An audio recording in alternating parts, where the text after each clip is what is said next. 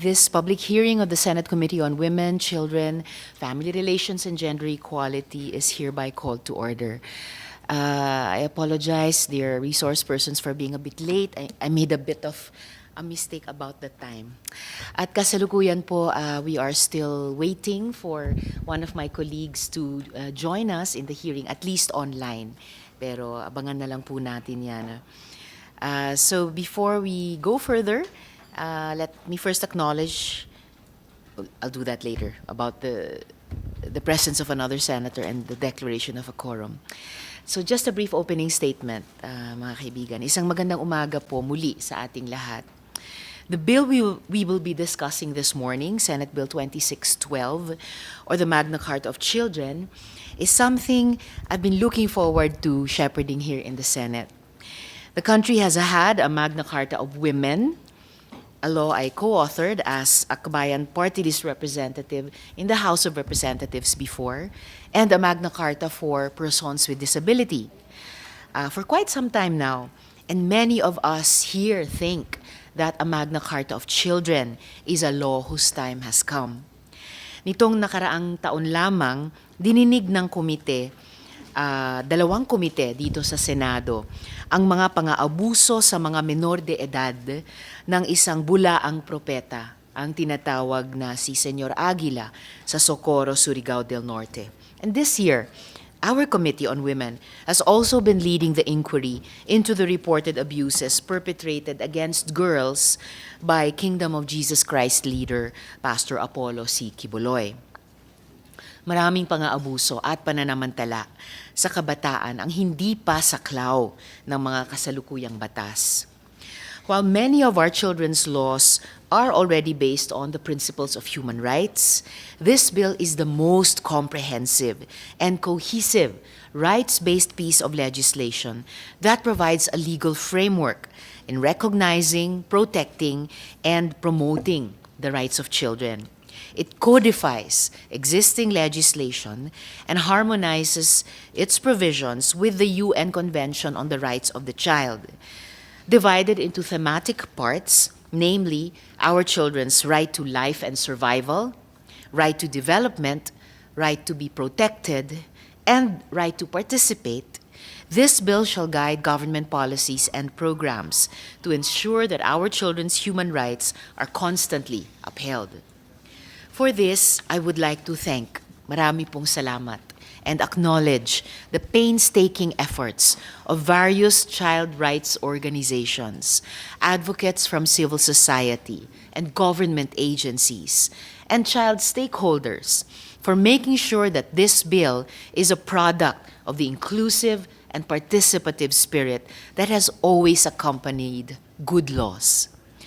Alam ko po na maraming mga konsultasyon at proseso ang pinagdaanan ng bill na ito upang masiguro na ito'y komprehensibo at tunay na tumutugon sa mga pangangailangan ng ating mga anak. Mabuhay po kayo. Let me end this short opening statement with a quote from the late UN Secretary General Kofi Annan. He said, "There is no trust more sacred than the one the world holds with children. There is no duty more important than ensuring that their rights are respected, that their welfare is protected, that their lives are free from fear and want, and that they can grow up in peace." Marami pong salamat. Before we start the discussion, let's first acknowledge our resource persons. May I request our committee secretary to read the names of our resource persons joining us today. Sec, please. Good morning, everyone. The committee would like to acknowledge the presence of the following resource person. From the Department of Social Welfare and Development, we have Assistant Secretary Elaine Falarcuna. From the Department of Health, we have Dr. Joseph John Formoso and Mr. Miguel Carlo Dino. From the Department of Justice, we have Attorney Maria Olivia Ana Atilio. And from the Department of Labor and Employment, Bureau of Workers for Special Concern, we have Ms. Ama Charisma Satumba. Then from the Department of Interior and Local Government, we have Attorney Romeo Benitez. Okay.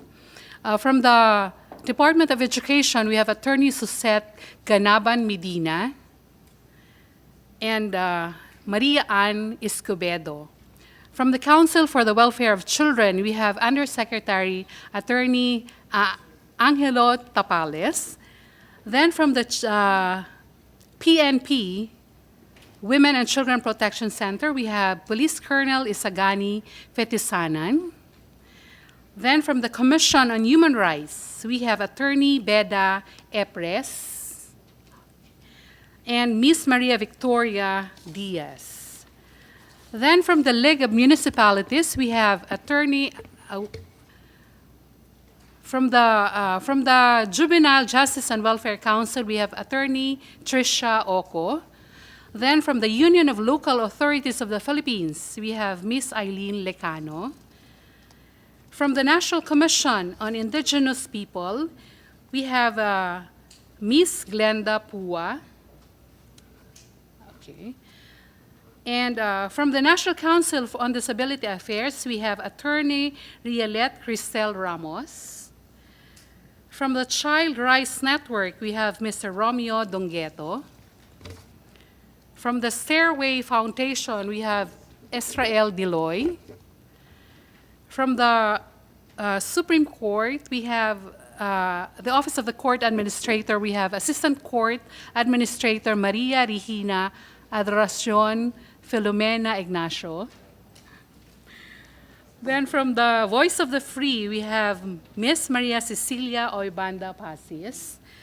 Then from the Free the Slaves, we have Mr. Romancito Madronio Jr.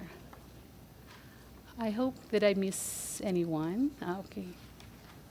Thank you, Madam Chair. Salamat, Comsec. So the committee is now ready to listen to the prepared position papers, comments, proposals from our invited resource persons. In the interest of time, may I request all resource persons to share the highlights of your position papers and submit the said documents to the committee. So, may I first call on from DSWD, Assistant Secretary Elaine Fallarcuna. You have the floor, ma'am. Thank you so much, Madam Chair. And we would like first, on behalf of Secretary Rex Gatchalian, we would like first to thank Senator Risa Hontiveros for taking the lead again in promoting the rights of the children. For the DSWD, Madam Chair, during the signing of this bill, we both present that time, and you consider this bill as a happy bill. And thank you so much for that. And we fully support this Senate Bill number 2612, also known as the Magna Carta of Children, as it aligns with our commitment in promoting and protecting the rights and welfare of children in the Philippines, not only in the Philippines, but also those children abroad. This bill serves as a crucial framework for ensuring that children, especially those from marginalized sectors, are provided with the necessary protection, support, and opportunities for their holistic development. While, Madam Chair, we acknowledge the significance of this bill in advancing the rights of the children, we propose the following enhancement to further strengthen the bill.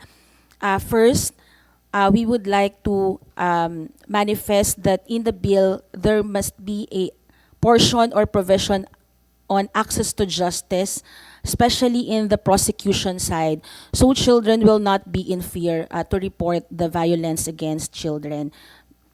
Second, strengthening child protection mechanisms to enhance provisions related to child protection, including measures to prevent and respond to all forms of violence, abuse, exploitation, and neglect against children.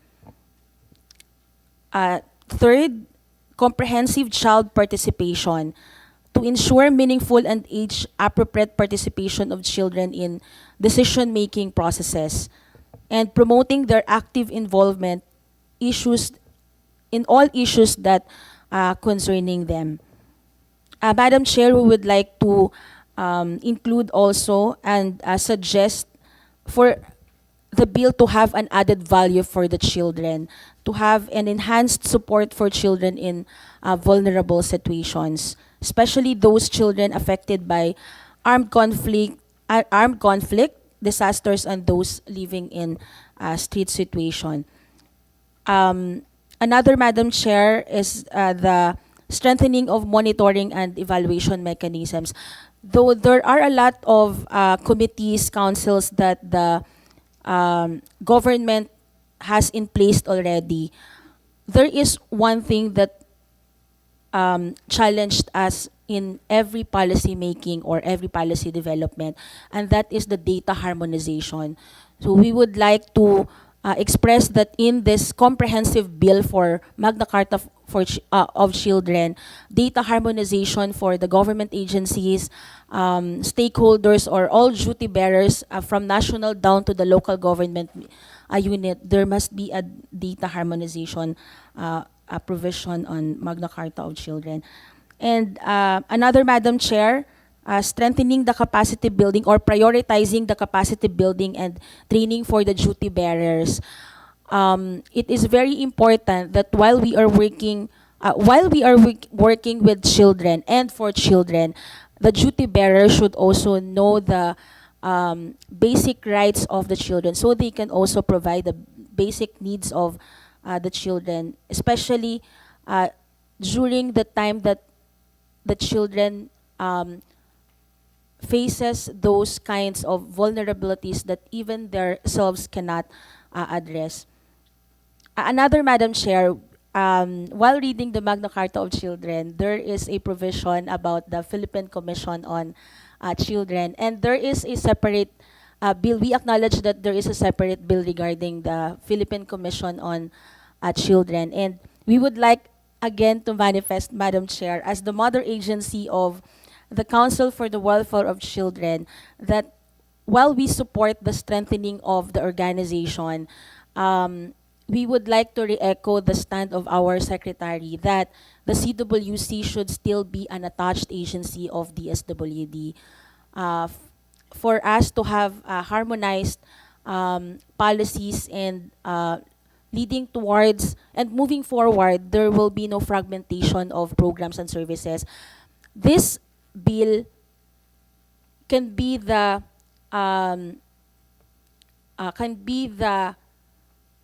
way for us to have holistic intervention for children, because even as Madam Chair in the SWD, we acknowledge that government agencies have a lot of programs and services for children, but there is no one law that acknowledges it all.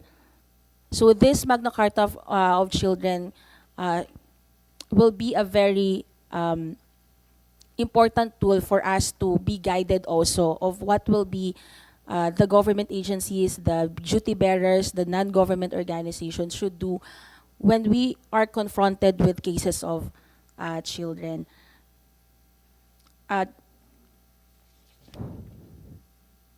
Madam Chair, we still have a lot of comments in the definition of terms, but we will submit the comprehensive position paper of the department. And rest assured that the department will continue to help in crafting and in finalizing this bill, because we all know that children's rights is also a human right, and neglecting this rights of the children is also a neglect of their human rights. Yeah, that's all, Madam Chair, for the department. Thank you. Thank you, ASEC Elaine. Also for highlighting that the department wishes to further highlight the welfare and rights of children affected by disasters and street situations. Napag-uusapan din yun even in other related hearings on paano sa sitwasyon ng pinipilit yung mga bata na halimbawa mag-beg sa mga kalsada natin. Also, the stress the department gave to monitoring and evaluation, including data harmonization. access to justice, and I think that would be important. For example, the existing provisions on children and drugs and children in conflict with the law, as well as child victim survivors of various violations, protection and participation, of course, capacity building and training for duty bearers, always one of the important provisions for any rights-based bill or human rights in general. As for supporting the strengthening of the CWC, but the department's position being maintained that it should remain an attached agency of the department. So it looks like ito isang organizational matter na kailangan nating i-process at i-resolve moving forward. So very well taken, ASEC Elaine. Salamat po. So now we will hear from Dr. Joseph Formoso of the Department of Health. Yes, good morning, Madam Chair. Good morning. The Department of Health supports Senate Bill number 2612, which seeks to institutionalize comprehensive protections for children, ensuring their rights are recognized, protected, fulfilled, and promoted. The DOH recognizes the multifaceted challenges of Filipino children face every day, and particularly those from marginalized communities. And the bill aligns with the DOH unwavering commitment to child health. Existing programs like the expanded program on immunization, nutrition programs, maternal and child health services, childhood disease prevention and control, mental health program, and health education promotion directly contribute to the goals outlined in Senate Bill number 2612. And furthermore, this legislation echoes the DOH 8-point action agenda and 8 priority health programs, solidifying our holistic approach to children's well-being. In view of the foregoing, Madam Chair, the DOH iterates its support towards the noble intention of the Senate Bill number 2612, and the Department will submit to the committee its official position paper with specific recommendations for consideration once signed by our Secretary of Health. That's all, Madam Chair. Salamat po, Dr. Formoso. Also for pointing out the various long-standing ongoing programs of the department na may kinalaman na rin sa child welfare and even child rights. At salamat dun sa pag-point out nyo na provisions in this bill are already consistent with the department's 8-point action agenda. So we will await the recommendations from the department. As you said, one signed by the good secretary na, by the way, hiningan ko recently ng paglilinaw dun sa usapin ng generics medicines. Yung bioequivalence nila at yung efficacy nila. Kasi napakahalaga po, hindi lang sa mga bata, sa lahat ng buong pamilyang Pilipino. Salamat po. Now, we will hear from the Department of Justice, from Attorney Maria Atilio. Is that right? Yes, ma'am. You have the floor. Good morning, Madam Chair. Good morning, everyone. First of all, thank you for having us here. The department expresses its support for the proposed legislation. However, we shall be submitting our final and consolidated position paper on this matter, considering that there is also a pending House bill of the same subject matter, Your Honor. Thank you. Salamat din po, Attorney Maria Olivia Ana. No problem po. We will wait for your position paper. And it's a good it's a normal process and something that's essential for us moving this bill forward in the Senate, that there's also a counterpart measure in the House. So pareho po kaming makikinabang sa position paper ng department. Salamat po. Now we will hear from Dole, who will be speaking. Yes, ma'am. Director Ama Charisma, you have the floor. Good morning po, morning. Chair. Una po sa lahat, Senator Risa, kami po ay nagpapasalamat sa DOLE dahil sa suporta nyo sa National Program Against Child Labor. At yung mga binibigay na tulong nyo po sa amin ay talagang ginagamit po namin para masigurado yung commitment natin sa Philippine Development Plan ng Zero Child Labor.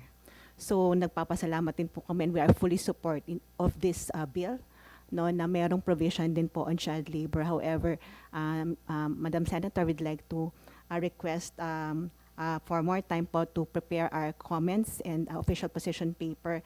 May mga ilan lang po kaming gustong idagdag kasi po halimbawa yung pong provisions on child labor. Maganda po na in-emphasize dito na children should be actively involved in decision making, no, doon sa mga issues regarding their own situations.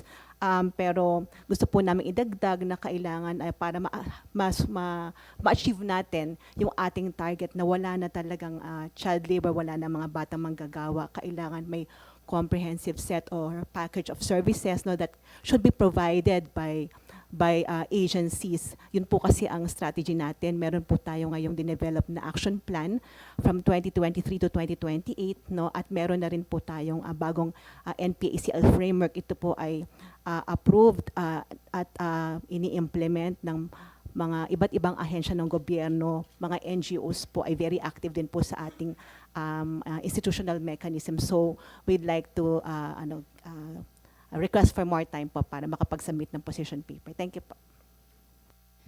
Thank you din po, Director Ama Carisma. At that additional time, gladly given. Thank you for highlighting yung usapin ng child labor. It's the immediate, obvious intersection between this bill and the department. And salamat din po sa pagbanggit nyo na it's already a priority concern in the Philippine Development Plan itself. Thank you also for pointing out na yung usapin ng participation ng mga bata kailangan consistent with our common efforts against child labor. And I'm glad may yung action plan ninyo 2023-2028 sa department also takes cognizance of this. So abangan po namin yung mga inputs pa ninyo. Salamat po. Now we'll hear from the DILG from ASEC Romeo Benitez. You have the floor, sir. Thank you very much. Good morning, Madam Chair. Good morning po.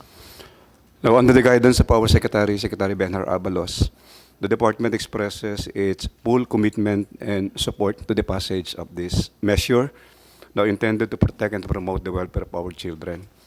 And if only for us to abbreviate the comment of the department, because we have already prepared our position paper, Madam Chair, and we're just waiting for the signature of the Secretary or the Undersecretary.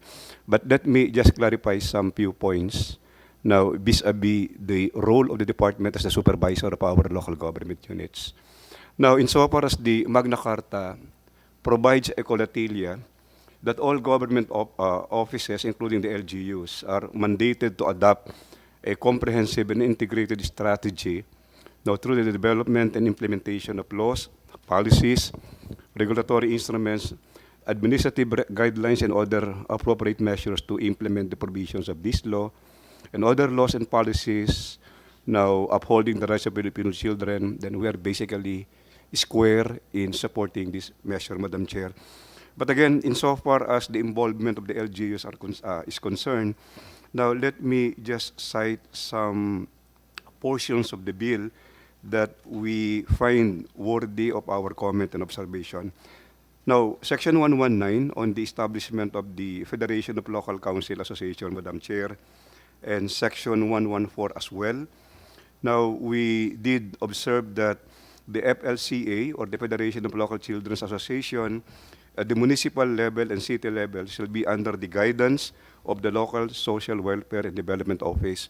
Now, we really need to understand what the word guidance means in the bill.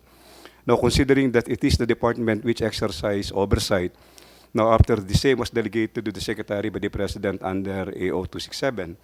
So we need to clarify what this guidance of the local social welfare and development office is all about. Now, Section 114 now provides or sets a duty to all local government units to recognize and institutionalize their Federation of Local Children's Association. Now, we are basically at a quandary on how this recognition and institutionalization will be realized, Madam Chair, considering that measures in the local government units are being facilitated through local legislation or through executive orders. So we need to be clarified whether this particular directive should pass through the crucible of a legislative formulation or a mere executive order will already be sufficient. And then we also take into observation, Madam Chair, that the barangays are excluded, no, from the coverage of the FLCA. And probably we just would like to ascertain the rationale behind the exclusion or the non-inclusion of the barangays. Now, as to another component of the bill, now we do believe that an important mechanism that we find insufficient in the measure is the exact pronouncement of accountability, particularly on the matter of public accountability.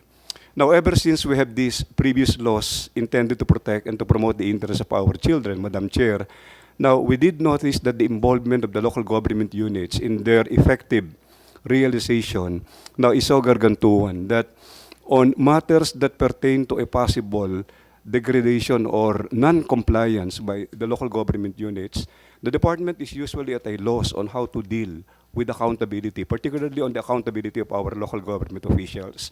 Now, the department is the supervisor. We maintain oversight. We also cause the possible filing of cases against these erring local government officials. And we really are desirous of knowing the exact accountability of these local government officials, instead of our previous practice of merely relying on generalities or possible violations culled from previous distillations and rulings of the Supreme Court. Now, probably in this measure, Madam Chair, now this particular or this apparent void can be taken care of. And then finally, Madam Chair, in the interest of time, now if the proposed bill will be finally approved and be considered into a valid legislation, we do believe that an amendment to the composition of the local council for the protection of children should be forthcoming. Now, the role of the FLAC is no mean ordinary. I mean, the point here is it plays a very pivotal role in the involvement of children, not only in setting strategies and policies. Now, children here are now involved in budgetary requirements of the LGUs. And somehow we feel that the local council for the protection of children should be amended in such a way that the FLAC should be integrated or included in this composition. Now, in the meantime, the totality of our observations will be interjected in the position paper that we intend to submit, probably in the coming days, Madam Chair. Thank you very much. Thank you very much, Asek Benitez. Sa introduction nyo pa lang talagang mas aabangan po ng komite yung full position paper. Thank you so much. Halimbawa, yung paghingi ng department ng clarification what exactly guidance means vis-a-vis the Federation of Local Children's Associations in Section 119. And I think very importantly yung what you pointed out, what the department pointed out regarding Section 114. You use the elegant word quandary, pero oo nga, paano ba institutionalize yung recognition sa pamamagitan solely ba nitong panukalang batas kapag at kung maging batas na, or through local ordinance or mere executive order? Kasi karanasan naman po nating lahat, when there is a law, usually yung isang magandang sumusunod ay may mga local ordinances faithful to the letter and spirit of the law na ipinapasa ng ating iba't ibang mga LGUs, or reverse process, nauuna yung mga local ordinances and those help create an enabling environment para sa national legislation, o yung path nga ba ng EO lamang. So maganda pong maklarify ngayon in relation to Section 114 of the bill para wala pong labis, walang kulang, di ba, walang nasasayang or natatapon, walang gaps, pero wala rin pong ang tawag dito, yung improper na duplication. And then, napaka-importante, I think, yung pinoint out ng department na excluded yung barangays. So, tama po, it's only fair moving forward, linawin po natin iyan, or kung sakali man, kung yan yung maging wisdom ng komite with all your assistance, baguhin natin yon. And then, of course, yung exact pronouncement on the public accountability of our LGUs within this bill. Yes, guided by the Supreme Court and other guidance. At kung kanina po binigyan pansin ng DSWD at ng CWC yung usapin ng institutional arrangement ng Council for ng Philippine Commission on Children vis-a-vis yung Council for the Welfare of Children at yung DSWD. Dito naman, salamat sa department, sa DILG, for pointing out yung implications ng bill na ito sa LCPC, no? Structurally at saka in terms of the fund. So, muli maraming salamat po, ASEC Benitez. Let's hear now from the NACC. Did I hear earlier may resource person ba tayo from NACC? All right. So, we will hear the resource person pagdating po niya. Let's move on first to the DepEd through Attorney Suzette Ganaban Medina. You have the floor, ma'am. Thank you. Good morning, Madam Chair. And Morning. we would like to thank you for this Magna Carta of Children. The Department of Education, with 28 million learners, fully supports this Senate bill. This is in line with the Matatag framework, the second TA, to take good care of our learners by promoting learner well-being, inclusive basic education, and a positive learning environment. We will submit our position paper, Madam Chair, but I would like also to share with you the content of our position paper. DepEd has issued numerous policies and relevant memoranda, among which is the DepEd Order Number 40, which it has undergone numerous consultation and revisions as well. In addition, we have also our DepEd Order Number 31, Series of 2022, or the Child Rights Policy, adopting the rights-based framework in Philippine basic education, which embodied the firm and strong resolve of DepEd as a duty bearer to fulfill and promote the rights of the child in the context of basic education. Moreover, to institutionalize rights-based education, DepEd applies the rights-based approach, wherein we recognize the rights of our learners as persons with dignity and rights, empowering and capacitating them to be involved in the crafting and development of policies affecting their education, to hone them to become rights respecters and rights advocates. Under Section 10 of the draft Senate bill, it mandates the educator sector to ensure inclusive education and conform to the minimum standards set by the state, and shall be directed to the development of the child's personality, talents, and mental physical abilities to their fullest potential. In response, the DepEd rights-based education clustered the learner's rights to 3 dimensions. These are the right to access to education, the right to quality education, and the right to respect and well-being in the learning environment. Further, the Office Learner Rights and Protection Office was created by our VP Secretary and has conducted the following activities: the consultation with the crafting of session guides on classroom-based discussion on OSAEC and CSAEM in partnership with Stairway Foundation. We also have our consultation on session guides on learners with disabilities. Also, as a member of the agency, as mentioned by our good Assistant Secretary from the ILG, Dole, we are also a member of the Philippine Program Against Child Labor Strategic Framework. We have crafted the session guides for skill building in partnership with World Vision on addressing child labor issues. DepEd has also steadfastly advocated for the well-being, safety, and holistic development of our learners. We have policies against child exploitation. During the Safer Internet Day, we crafted the classroom-based session guides, and we have reached almost 3 million learners and participated during the classroom learning session. The goal is to strengthen the initiatives in combating in schools and its integration in appropriate subject areas of its core messages at the elementary and secondary levels. Under Section 94 of the Senate bill, we would like to suggest that the term Supreme Elementary Learner Government and Supreme Secondary Learner Government shall be used inconsistent with DepEd Order numbers 21 series of 2019. It is further suggested that National Federation from Supreme Learners Government shall be created to ensure that all regions or learners representatives from all regions be included in expressing their views and opinions. Also, under Section 98 of the Senate bill, all educational institutions shall have child-friendly and accessible complaint mechanisms.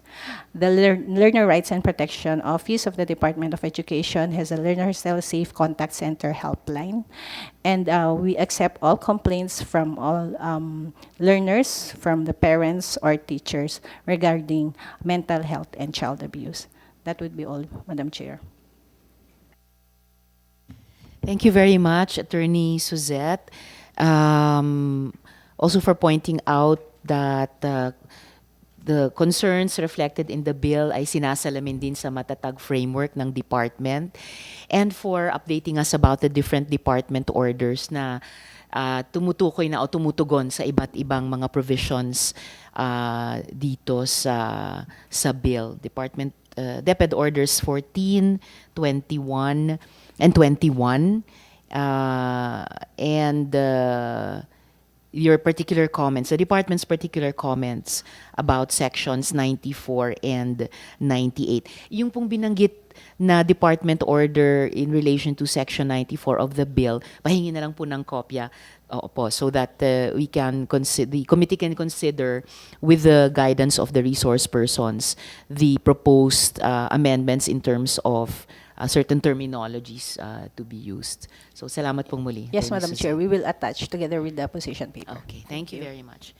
Now we will hear from the Council for the Welfare of Children, Yusek Tapales. You have the floor. Isang makabatang umaga po sa ating lahat, Madam Chair, colleagues from different agencies, and of course from the private sector. The Council for the Welfare of Children fully supports the passing of the Magna Carta of Children and of course the consequent creation of the Philippine Commission on Children. Madam Chair, of course we respect the opinions of our authors, both from the House and the House of Representatives and the Senate, but of course, we see the wisdom of the opinion of the DSWD as regards the placement of the Philippine Commission on Children as an attached agency of the DSWD. So perhaps it's something which the honorable author and the DSWD can discuss later on, Madam Chair. As earlier mentioned, we support the passage of this bill. 36.5% of our population in 2020 belong to the 0 to 17 age group, and the Philippines has been identified as one of the hotspots of child sexual abuse and exploitation materials. Based on the estimate of UNICEF, 71% of our young people are already online, with 80% of Filipino children vulnerable to online sexual abuse and exploitation. As regards adolescent pregnancy, in 2022, 1,022,260 live births were recorded among 15 to 19-year-olds, and regions 10, 11, and 12 are the incidence of adolescent pregnancy is high in regions 10, 11, and 12. With respect to immunization, there is low immunization rate in Mimaropa, Region 5, Region 8, and BARM. Stunting, as regards stunting, 26.7% or 1 in every 4 children under 5 years old suffers from stunting. And concerning mental health, among the Filipino children aged 5 to 15, 10 to 15% are affected by mental health problems, and according to the World Health Organization, 16.8% of Filipino students aged 13 to 17 have attempted suicide at least once within a year.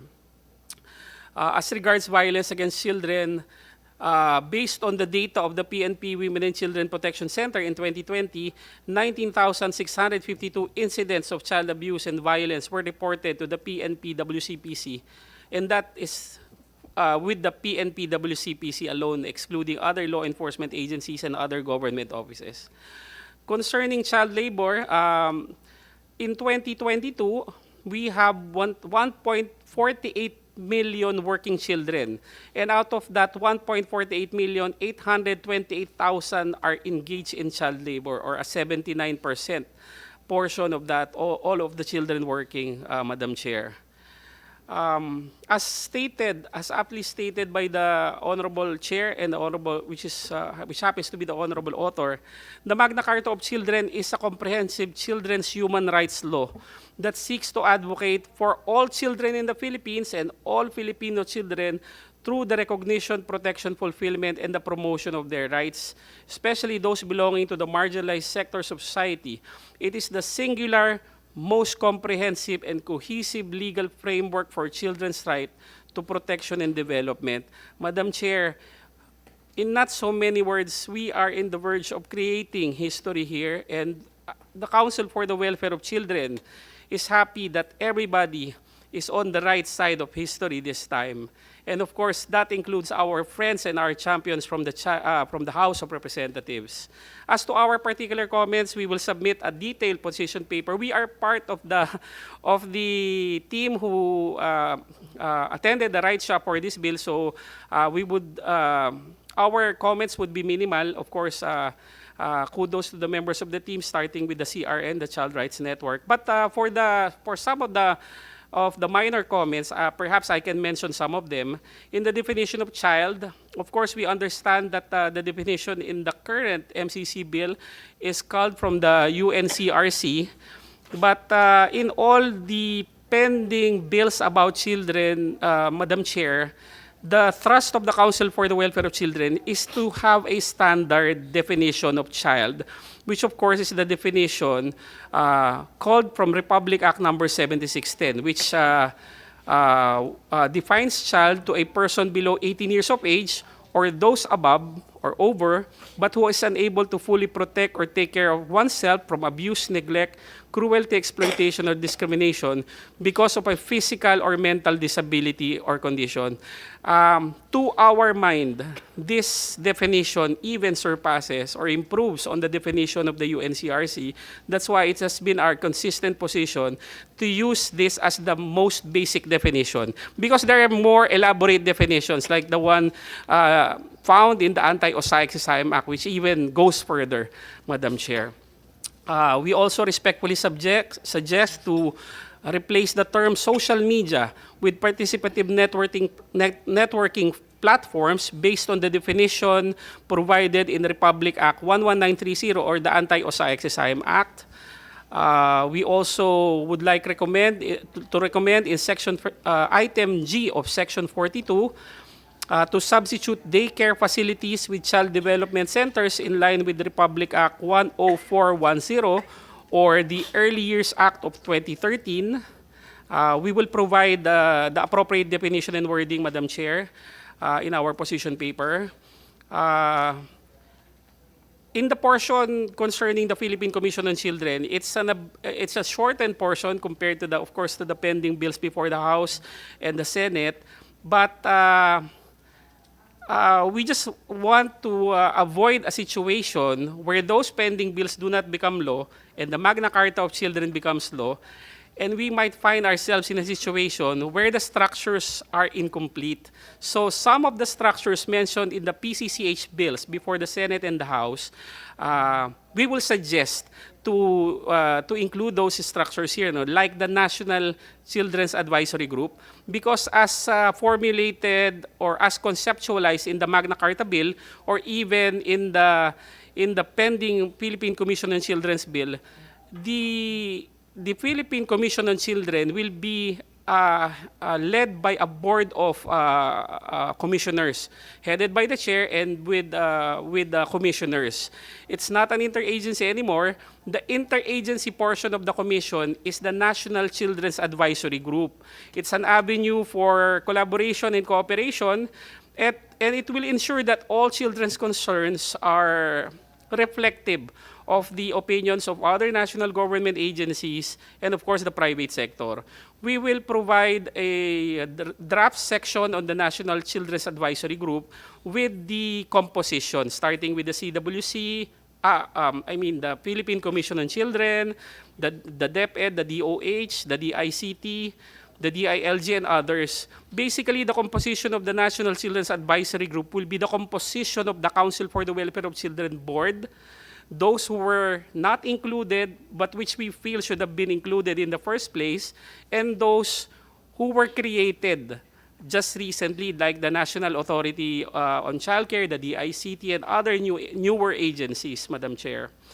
The Magna Carta Magna Carta of Children mentions regional offices of children. This will be persons occupying plantilla positions or are employees of the Philippine Commission on Children, but sadly, the draft did not mention about the regional committees or subcommittees on children. These are this structure, Madam Chair, is the current equivalent or the equivalent of our current regional committee or subcommittee for children. This is the interagency counterpart of the National Children's Advisory Group in the regions, Madam Chair. So it's very important to have that structure also. So those are the basic structures which, of course, we would like to submit to the Honorable Chair for consideration so that it may be included. And if the pending bills on the PCCH before the House and the Senate eventually become laws, maybe we can just revise this portion again, Madam Chair. But it's to our mind, to the Council for the Welfare of Children, it is important to have that basic structure included already for fear of having a law which might not include them, and of course it will be a problematic in terms of manpower budgeting if we do not have legal basis for these structures. So aside from these, Madam Chairs, we will be submitting some definitions, but of course we will just include that in our position paper. Again, Madam Chair, we fully and strongly support the passage of the Magna Carta of Children Bill and the eventual creation of that Philippine Commission on Children. This is the 50th year of PD 603 or the Child Youth and Welfare Code. This is the time to make history, and thank you, Madam Chair, for leading the charge in protecting and promoting children's rights. Makabatang umaga po ulit sa ating lahat. Okay, maraming salamat, Yusek Tapales. Also for at the end, clarifying yung naging tanong sa isip ko, ano bang posisyon ng CWC sa Philippine Commission on Children vis-a-vis DSWD? Kasi nung una, akala ko, sasabihin ko na, akala ko yung mag-uusap sa institutional arrangement ay DSWD at CWC, pero lumabas na yung chair, kailangan kausapin ng DSWD. At least na-clarify po sa huli na in an ideal or the most ideal outcome na we can create, maililikha po natin ang PCC. Whether mauna yung bill particular doon or bills o mauna itong bills na mas sumasaklaw naman dun sa Magna Carta of Children. So thank you so much dun sa maraming panimulang inputs na nauuna na sa full position paper ng council, including yung mga proposed amendments ninyo sa definition of terms or additional terms to be included. Salamat din sa mga mas specific na introductory inputs nyo on the National Children's Advisory Group at paano ito magi-interact dun sa mga existing natin na regional at saka regional committees and subcommittees on children. And sa huli, salamat din sa paalala nyo na how timely itong prosesong ginagawa natin is in terms of yung progressive legislation natin sa buong republika natin. So, kalahating century na pala yung naunang code, PO po, and so now we are trying to carry it forward by considering these bills. So, salamat po sa Council. And now we'll hear from the Philippine National Police sa PNP Women and Children Protection Center mula kay Police Colonel Isagani Fetizanan. You have the floor, sir. Thank you, Madam Chair. Good morning also to other attendees. The Philippine National Police fully supports Senate Bill number 2612, which is consistent with existing laws and furthers public welfare as the country's premier enforcer of the laws of the land. The Women and Children Protection Center, one of the national support units of the PNP, is one with a state that recognizes the vital role of the youth in nation building and shall promote, protect their physical, moral, spiritual, intellectual, and social well-being. It shall inculcate in the youth patriotism and nationalism and encourage their involvement Recording in in public and progress. civic affairs. In this regard, we would like to highlight our observations and input to the piece of legislation. Senate Bill number 2612 needs a penalty clause akin to Section 41 of Republic Act 9710, otherwise known as the Magna Carta of Women. In this regard, the official position paper, duly approved and signed by the Chief PNP, shall be submitted later.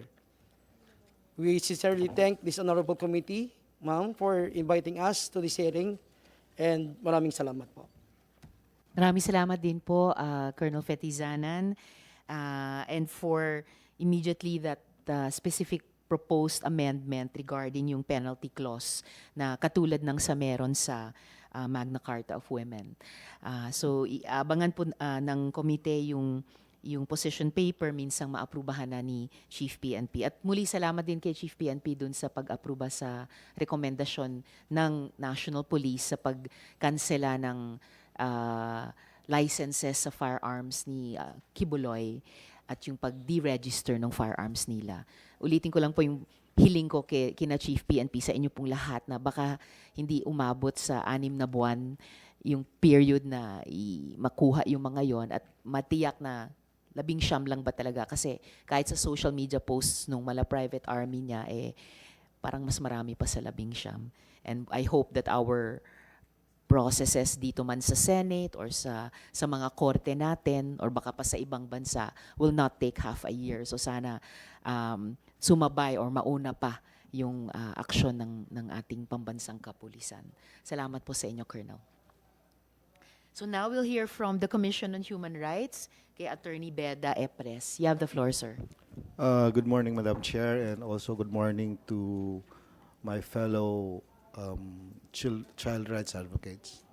The Commission on Human Rights of the Philippines fully supports Senate Bill 2612, or the Magna Carta of Children.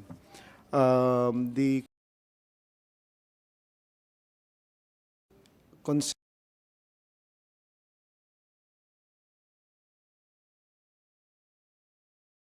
130 to 134, designating us as a child ombud or the ombudsman for children as a privilege and at the same time a recognition, I suppose, of the duties and functions that's already being performed by the Commission on Human Rights.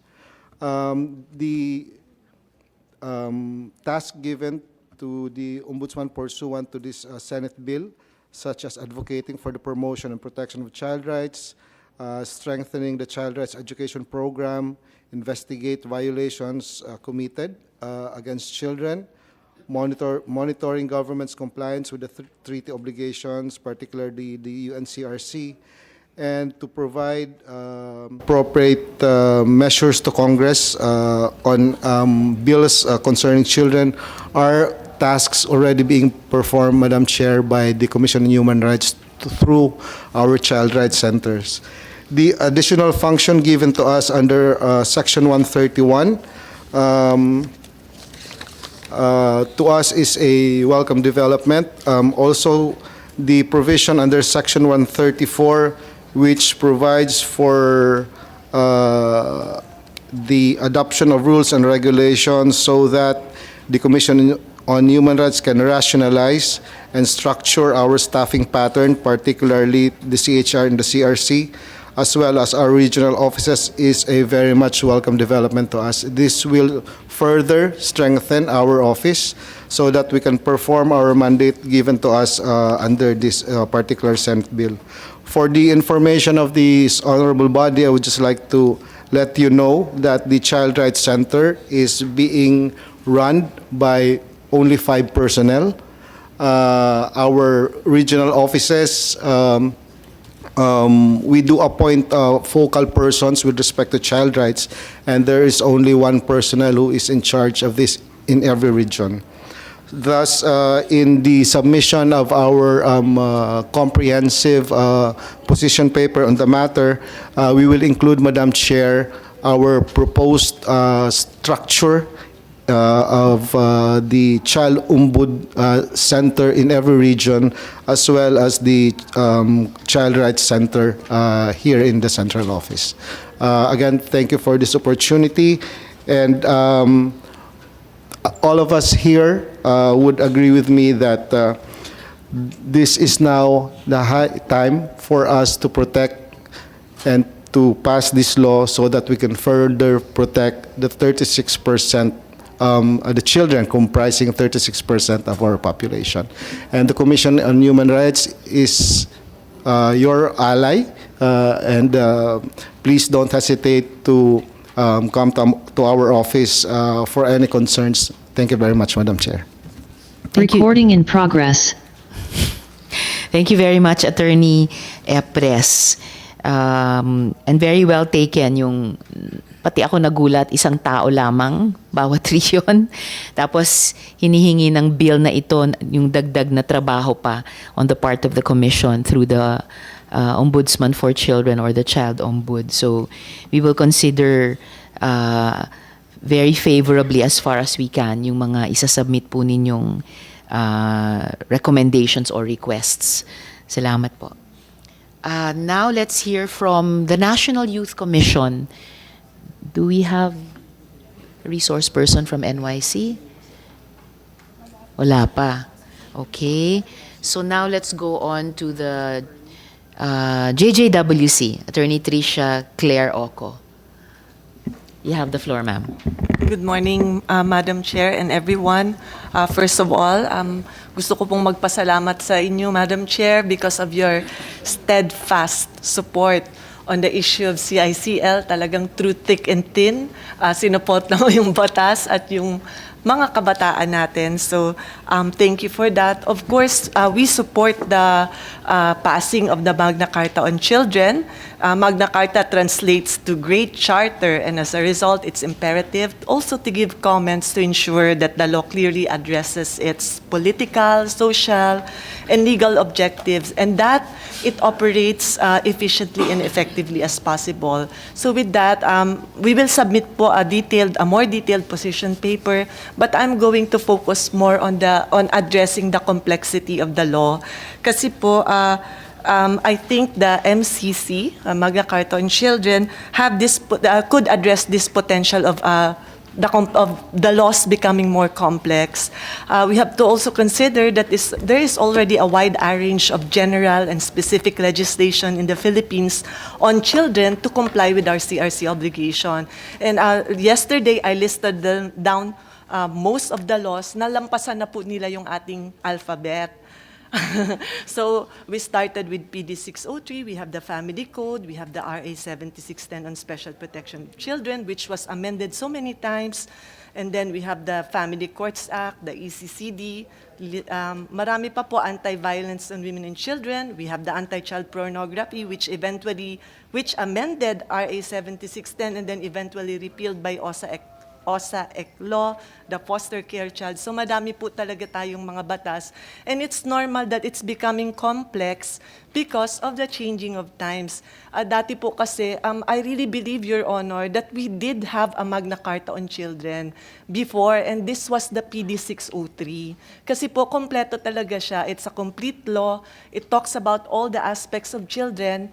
And it's not just a general provision about children, but it also talks about establishing mechanisms like Council for the Welfare of Children, among others, that really tells us how to operationalize PD 603. Naalala ko pa, Your Honor, when I was still a student, so ang tagal na nito, in law school, ang tinitingnan po naming children's code was only PD 603. So isang libro lang siya. Ngayon, yung compendium natin, ganito nakakapal. So talagang sana po, yun po yung isang i-focus nung MCC natin na hindi masyadong maging complicated, which means wala ng overlap, walang redundancy, also to examine all these laws and how the MCC will impact on these laws.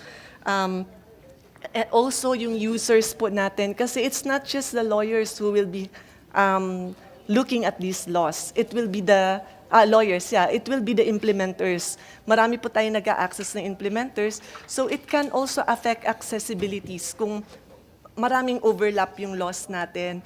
Ang nakita ko pong example, yung so dapat we really have to focus yung MCC kung paano yung convergence ng mga batas. So one example, for instance, yung sinabi ni Yusek Tapales on definition of children. We have so many definitions of children. Sa RA 9344, when you define a child, it just says there below 18 years of age. RA 76 says more than 18 years of age or over, if that child cannot protect himself or herself. So ngayon, paano mo i-converge yung dalawa? Ang question doon, dahil hindi pa naman sinasagot ng Supreme Court, kung ang bata ba ay 15 years old or 17 with a mental age of 12, child ba siya under RA 9344? So we made positions on this, but it's not the Supreme Court who said it. So yung mga ganung convergence, Your Honor, tapos in our practice, because we monitor the law, we are also implementers, we also saw yung need for convergence of other laws, like for instance, RA 11188, the CSAC law in relation to RA 9344, because there are children, they are considered as primarily as victims under RA 11188, but they can have a dual legal status of being a perpetrator and a victim. So how do you converge these two laws? Nakikita po namin yung difficulty ng mga implementers when it comes to applying these laws. So sometimes they tend to ignore one over the other. So sasabihin lang nilang, o sige, since na-recruit siya and victim na siya, without taking into consideration po yung nakomit niyang mga crimes. So yung ganun pong mga meron namang iba, ayaw nilang i-consider na sisak siya because it's an act of extreme violence na talagang ang effect nun is terrorism. So sasabihin nila, ipafile na lang natin ng case without looking into the fact that the child was victimized because that child was radicalized. So yun po sana ang titingnan natin. So we really request the Senate to get a pool of lawyers and expert implementers to study these laws and how they will affect each other in relation to MCC. And then there is also a question Recording in progress. on whether the bill intends to address the gaps of our present children's legislation. Kasi hindi naman perfect yung laws, so lahat po yan may gaps. Ang ibibigay ko po ng examples, for instance, sa RA 9344, of course, we push for the implementation of the law, pero meron pa ding konti doon na kailangan nating dagdagan. And one of them should be, we should also establish victims protection bill for those victims victims, particularly children who have been victimized by the CICL. Kasi we focus too much on filing a case against children, on ensuring that their rights are protected, but we tend to forget the victim. Sabi ni RA 9344, mag-restorative justice tayo, which means dapat yung victim kasama doon.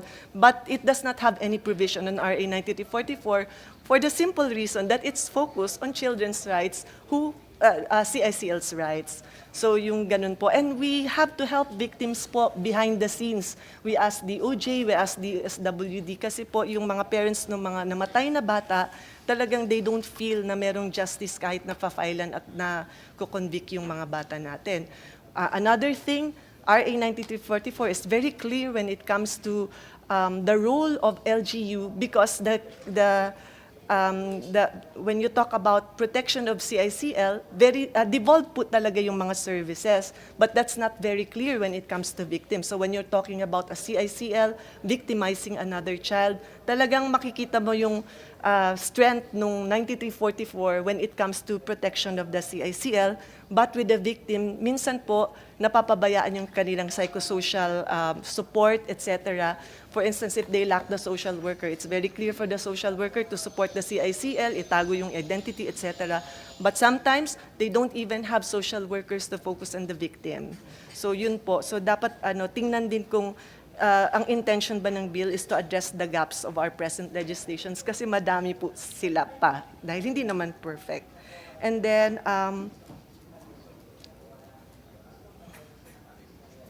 yun. So right now, yung nakita po namin sa MCM when it comes to CICL, it is medyo overlap lang po yung provision.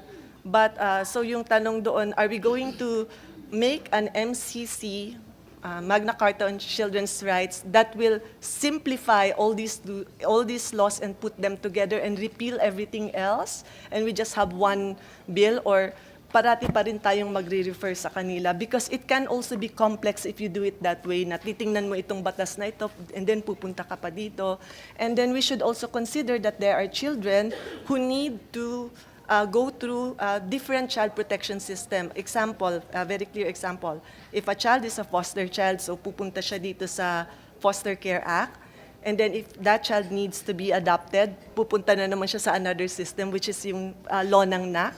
And if the child is foster child who had been abused, so pupunta naman siya sa RA 7610, but you're just talking only of one child. So paano mo i-converge yun with the MCC? And then if that child commit a crime, pupunta naman siya sa RA 9344.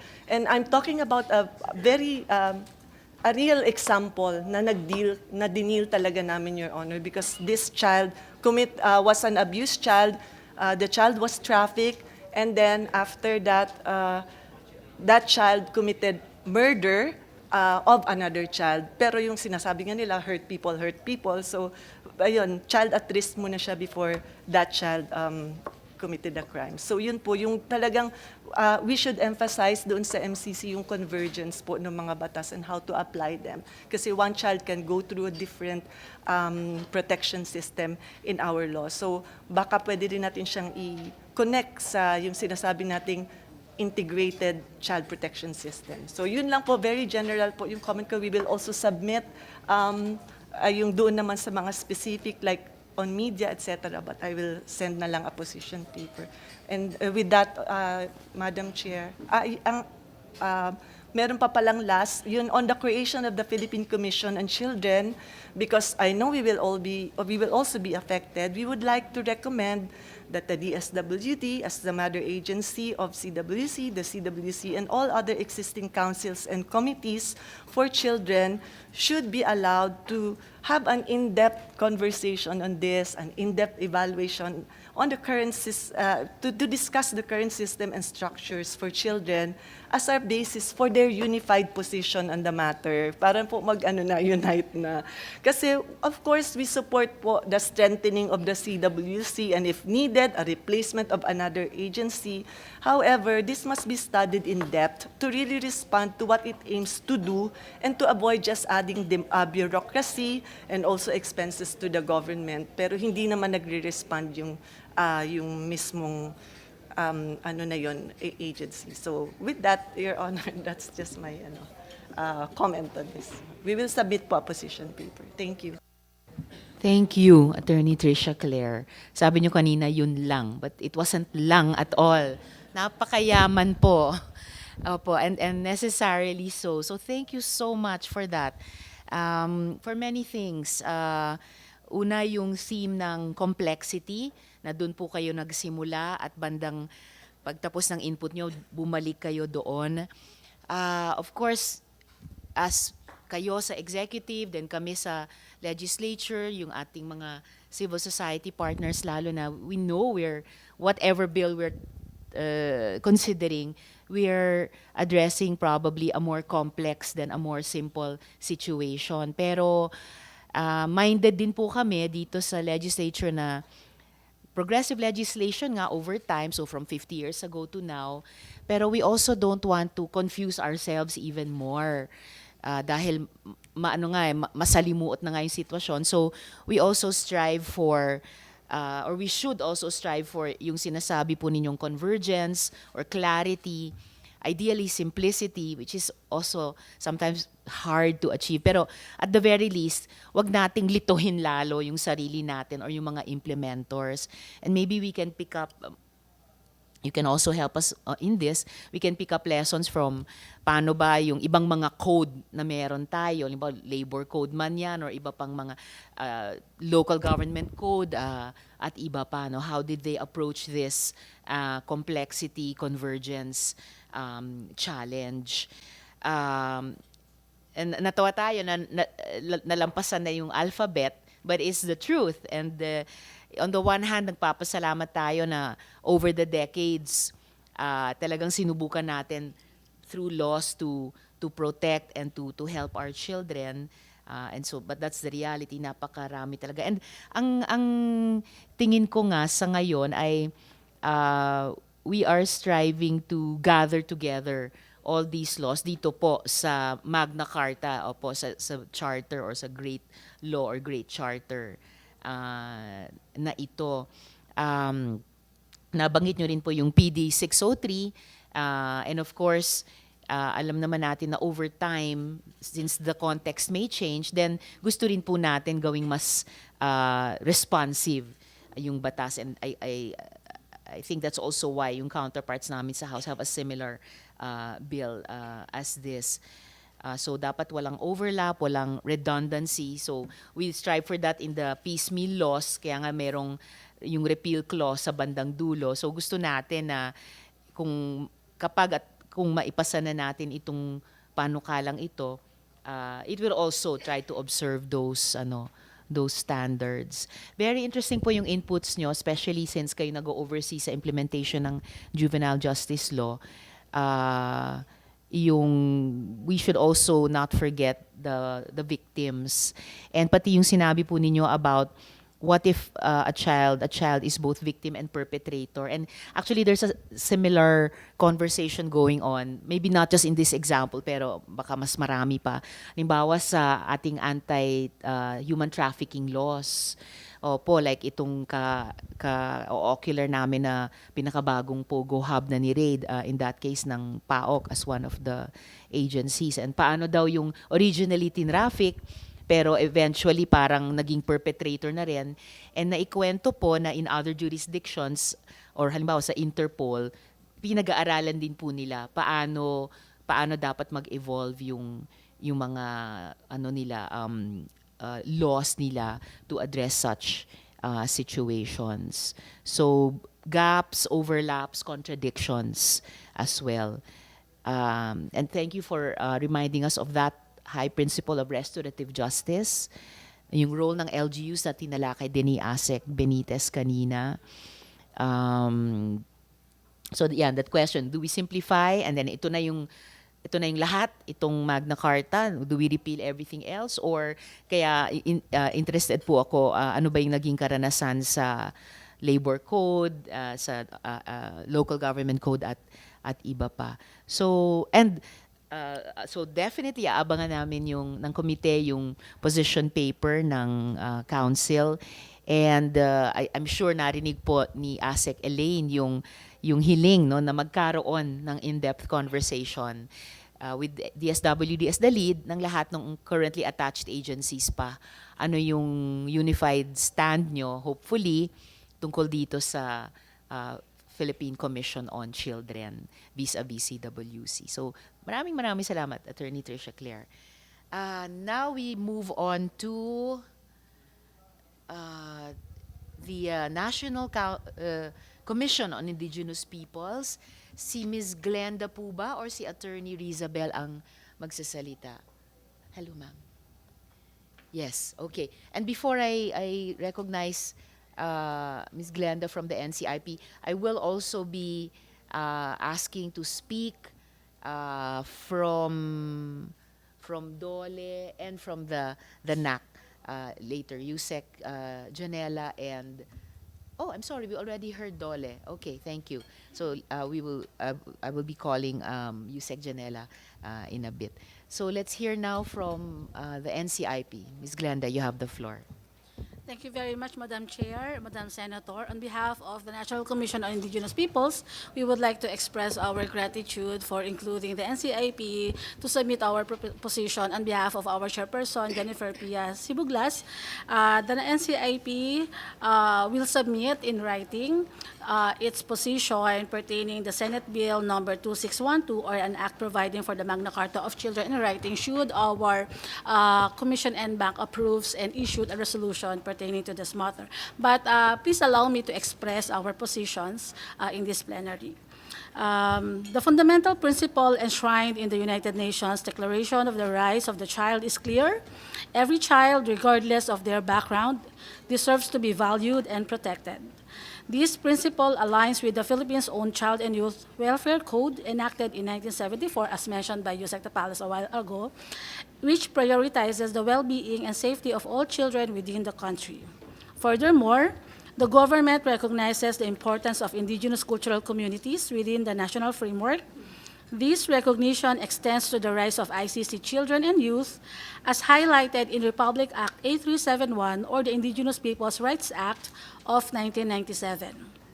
IPRA acknowledges the crucial role of the indigenous cultural communities, children and youth that plays in the national development and mandates their holistic well-being, the physical, moral, spiritual, intellectual, and social.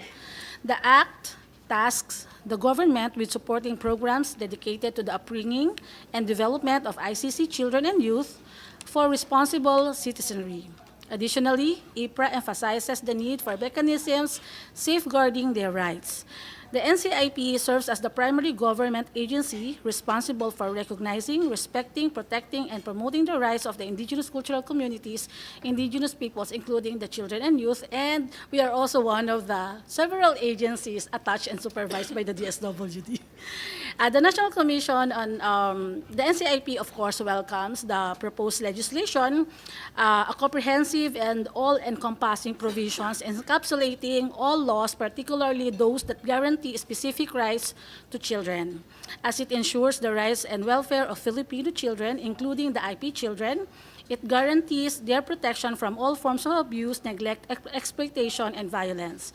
Passage of this bill into law will work together with IPRA to ensure the rights of these children are protected and promoted, and will provide an additional layer of protection for children within the ICC IP communities. Also, on Chapter 4 of IPRA, particularly sections 15 and 16, mentioned about the right to empowerment of children. And the proposed bill has established safeguards and appropriate measures to further protect and promote the rights of the child, as provided in Chapter 5, Right Protection, Title 8, Sections 46 and 47, and Chapter 7, Right to Participate, Title 8, Federation of Local Children's Associations, including the children who are members of the ICCs and IPs, and Chapter 7, the right to participate, sections of 74, 75, and 86 of the proposed legislation. Also, Madam Chair, we would like to express that on Chapter 5, Title 8 of the proposed Senate bill, we would like to manifest, although we will submit in writing our official position, the title should be Children Belonging to the Indigenous Cultural Communities and Indigenous Peoples, rather than Children of ICC's IPs.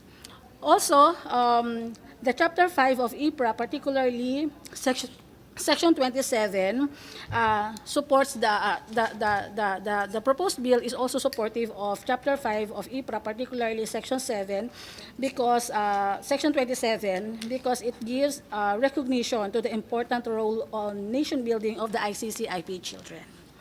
Further, NCIP would like to manifest in writing that should this bill will pass into law, the NCIP would like to be part of the National Technical Working Group in drafting the implementing rules and regulations, and also to manifest on the proposed creation of the National Children Advisory Group, that NCIP would also be a member of that advisory group. With that, Madam Chair, thank you very much. And as I have mentioned earlier, we will be submitting our official position paper after and we interposes no objection on the proposed bill, Madam Chair. Thank you very much. Thank you very much also, Ms. Glenda, especially for mentioning how chapters or sections of this bill and those in the IPRA are consistent with each other. Pati po dun sa panukala nyo na i-correct yung terminology. So alam natin gaano kaimportante yung lengguwahe sa kahit sinong sambayanan and lalo na sa mga katutubo. Yes, if we have a technical working group, we gladly accept your volunteering. Una na ang IPRA. But of course, on the implementing rules and regulations, kayo na po yon sa executive. Labas na po kami doon. And so I'm sure that the respective agencies have heard your desire to be a member of the NCAG. So salamat po, Ms. Glenda. So now we will hear from the National Council on Disability Affairs, Attorney Ria Leth. Good morning, You have the Madam floor. Chair. On behalf of NCDA, we thank the committee under your leadership for coming up with the Magna Carta of Children. As Yusek Jello mentioned, this is very timely, and the National Council on Disability Affairs fully supports the passage of this bill. Madam Chair, what is most evident for us at NCDA as the lead agency for the implementation of the state obligations under the UN Convention on the Rights of Persons with Disabilities is that this House bill has multiple provisions for disability sensitivity. So thank you very much for that. Expressly providing for children with disability in the bill serves as a reminder for our duty bearers to specifically take into consideration the needs of children with disabilities. Notably, the UNCRPD states that children with disabilities should have full enjoyment of all human rights and fundamental freedoms on an equal basis with other children. In fact, Madam Chair, in the latest constructive dialogue we had in Geneva, the committee had multiple recommendations pertaining to actions that the Philippine government can take for children with disabilities. So this is really very timely considering the provisions in this bill. Just for the information of the committee, as of April 2024, there are roughly 815,000 children with disabilities registered under the Philippine Registry of Persons with Disabilities. This is a large number, however, we are aware that this is actually not representative of all children with disabilities in the Philippines because we are aware that not all are registered in the system, and that's something that we are addressing. So like our colleagues, we are requesting, Your Honor, if we could have additional time to furnish the body with our final position papers. But perhaps we would take this opportunity to note a few things that we would hope to be added or considered in this bill. For one, in the general principles under Section 3, we appreciate the inclusion of non-discrimination and participation. However, we would propose that an additional principle be included, the principle of inclusion and representation. Because what we want is, for example, we understand that the principle of participation encourages the participation of children, but this is just children in general. What we want is to really emphasize that the children who will be participating would be representative of the entire population of children. Even though there is a provision also on non-discrimination, this is more of a negative action in the sense that, oh, let's not discriminate against them. But also we have the duty to take positive action to actively make sure that children from different sectors, especially from the most vulnerable groups, are really included and represented. So, and that would also be would be consistent with the principles under the CRPD, as I mentioned a while ago. And then, Your Honor, under Section 14, we propose that there would be an additional inclusion in the enumeration. We propose the inclusion of habilitation. So that Section 14 would read as, every child has the right to the highest attainable standard of health care and facilities for the treatments of illness, habilitation measures, and rehabilitation of health. We say this because not all children with disabilities need rehabilitation. Rehabilitation, we presumes that they were previously capable of doing these things, and then we have to rehabilitate them. However, there are children who were born with disability, so they do not need rehabilitation. What they specifically need would be habilitation. And then, lastly, one of the major things we are discussing in the position paper is actually with regard to the definition of a child. We fully support the position of USEC Jello and the CWC that we should have a standard definition of children. And we do understand that our current definition under 7610 is more expansive, and we actually support that. However, I would just like to take this opportunity to perhaps propose how we can further enhance that statement. This is because this is actually a concern in the disability sector. Because when we look at the definition of a child, it's not very clear there. How do we exactly draw the line between considering someone as a child and as a person with disability? Because in that expanded definition under 7610, if you are unable to fully take care of yourself, then you are considered as a child. But then, for lawyers, this could easily be a gray area. This could easily be a point of contention in court that one side will argue na, no, they are capable, or the other side will argue whatever is supportive of their position. Now, we're mentioning this because this is actually crucial, especially when it comes to the legal capacity of persons with disabilities. Because the concern of persons with disabilities is that sometimes this definition could be possibly used against them to take away their legal capacity to say that, oh, you do not have the legal capacity because you are considered as a child. We actually, Your Honor, had an initial discussion with this because under the anti-OSAIC law, DSWD, DOJ, and NCDA is supposed to develop the guidelines for the reasonable accommodation of children with disabilities or victims of OSAIC. And we took the opportunity to raise that question during the TWG, and it was a team of lawyers, and actually no one could answer right on the spot, how do we exactly draw the line? So I think since we are having the Magna Carta for children, this definition is very crucial. So perhaps we could revisit how we could word it to protect all stakeholders concerned. Thank you very much, Your Honor. Thank you very much also, Attorney Ria Leth Grizel. Also for citing the UN Convention on the Rights of Persons with Disability and how this in a way converses with our bill. Kung maari po yung sabi nyo maraming rekomendasyon ng recent constructive dialogue nyo in Geneva as they are relevant to the bill, if you could also share that with the committee.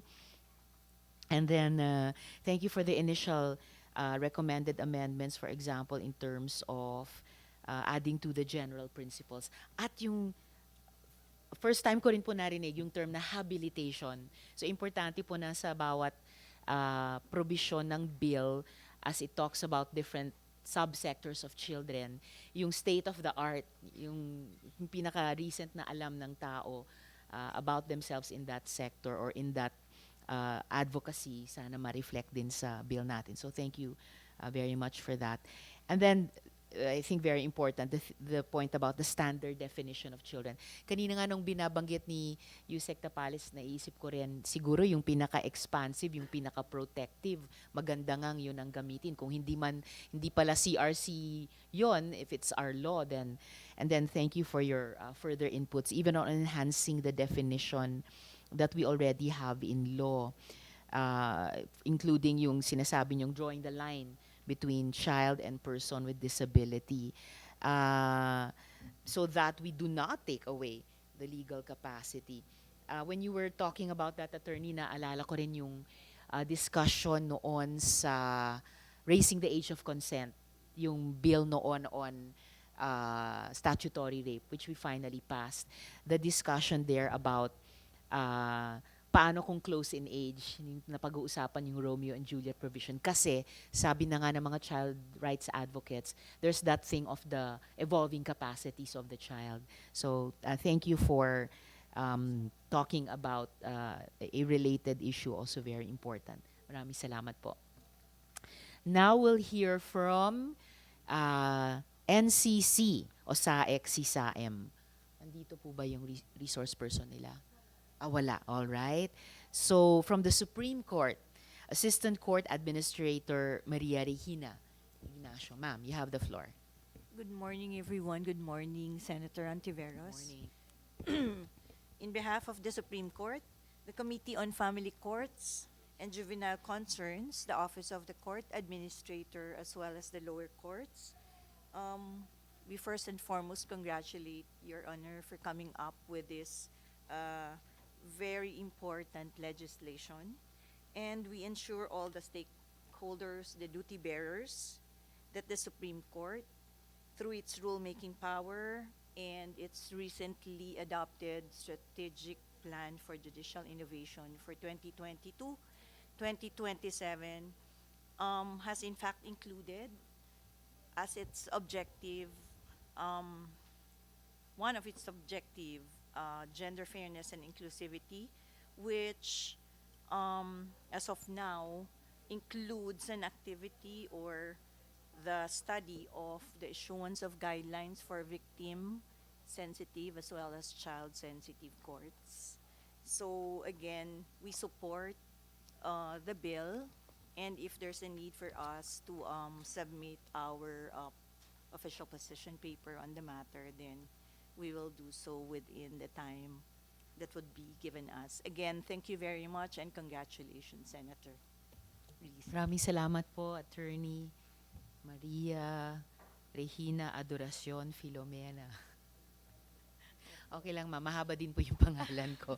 I empathize with what you must also have experienced in grade school. Nung kailangan nating isulat ang buong pangalan natin. And fourth, thank you for mentioning also the Supreme Court's Plan 2022-2027 and how it or how this bill also relates to it, including in the Supreme Court's advocacy for child-sensitive courts. The committee will really await the court's position paper. Dahil din mayat maya nababanggit din po siya ng ibang resource persons natin at ibang mga ahensya. For example, I recall ASIC Benitez earlier in terms of seeking the bill seeking guidance from already existing rulings of the High Court. So thank you very much, ma'am. Now we'll hear from the Valenzuela, LGU. Wala. All right. Siguro naiisip ko lang si Sen Sherwin, who is also conducting a hearing. And we were earlier, ComSec was earlier hoping na baka sila or one of my other colleagues could join us for the quorum. So, but in any case, now we will hear from NACS, Yusek Janela Ejercito Estrada. You have the floor, Yusek. Thank you, Madam Chair. Sorry po for being late. We came po from our first Interagency Committee on Adoption and Alternative Childcare. Nonetheless, thank you po for allowing us to present our position paper. So, just a few words lang po, Madam Chair. We don't want to take much of your time. Hindi ko po gagayahin si Attorney Tricia. Joke lang po. Anyway, the NACC aligns itself with the intention of Senate Bill number 2612, introduced by the good Senator, and we recognize that children constitute a vulnerable demographic fighting in the trenches of our society. Hence, we express our full support for the bill's objective of advocating for all children in the Philippines through the recognition, protection, fulfillment, and promotion of children's rights. And the bill truly encapsulates their very needs and often overlooked areas. While we prefaced our statement that children belong to the most vulnerable sector in the country, it must be recognized that children with special needs declared legally available for adoption and are no longer eligible to be adopted due to age and conditions belong to an even most vulnerable group who deserve special optimum attention, intervention, and support. So the NACC is very much willing to work with the committee on this. And lastly po, on the matter of the creation of the Philippine Commission on Children, we reiterate our proposal to be part of the Board of Commissioners or in the so-called 4Cs or Convergence of Councils and Committees on Children, at the least, although the NACC is neither a council nor a committee. And we have already submitted our position paper with the accompanying matrix, Madam Chair. We manifest that this is NACC's initial comments on the bill, and we shall submit further our comments at a later date. NACC looks forward to the enactment of this legislative measure that truly spells out that every child matters. And we likewise formally express our intention to be part of the technical working group assigned to discuss this matter. And we are more than happy to participate in the crafting of its implementing rules and regulation towards its effective implementation. So thank you po for your continued support to the NACC and to the children it serves. Thank you po. Thank you to Yusek Janela. Ayun, narinig po siguro yung relevant agency, yung pagnanais ng NACC maging miyembro ng 4Cs. And of course, the committee welcomes the NACs volunteering to in the technical working group. So salamat po, Yusek Janela. Now we will move to our NGOs. Bakit nandito? Excuse me.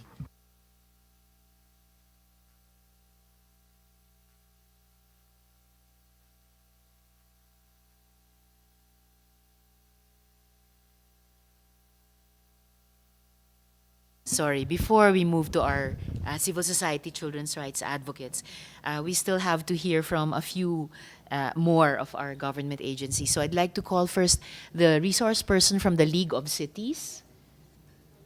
Wala, all right. League of Municipalities. Wala, all right. So we will hear from the League of Leagues, the ULAP. Ms. Eileen Lecano, you have the floor, ma'am. Good morning, Madam Chair. Please allow me to give the initial comments of the Union of Local Authorities of the Philippines for the Magna Carta of Children. In general, ULAP supports the provisions outlined in the bill, which emphasize the responsibilities, rights, and duties of parents, extended family members, and communities in nurturing and protecting children. Particularly, we support the recognition and institutionalization of LGU's Federation of Local Children's Associations within their jurisdiction, as well as the formation of the Child Protection TWGs in anti-drug abuse councils to coordinate and cooperate with LCPCs. And of course, as pursuant to RA 4881, the creation of LCPCs at all levels. However, ULAP emphasizes the critical importance of establishing practical and operational structures, systems, and mechanisms to ensure the effective functionings of FLCAs, CPTWGs, and LCPCs in all local government units. For instance, the LCPCs have been mandated since 1974, yet some LGUs continue to face challenges in successfully establishing these LCPCs within these areas. These are our initial comments, but on our part, we are also coordinating with the leagues and member LGUs regarding the annual budget allocations as provided for in the bill, increasing it from 1% to 2% to be allocated for programs of children.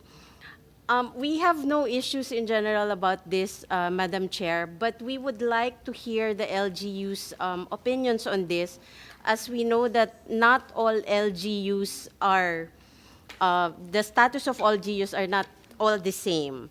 So there are richer LGUs and the poorer LGUs, which the increase of budget allocation, which may have more impact on the poorer LGUs. So we'd like to submit our official position paper commenting on all these things, and maybe an even more comprehensive one when we get the comments of these LGUs.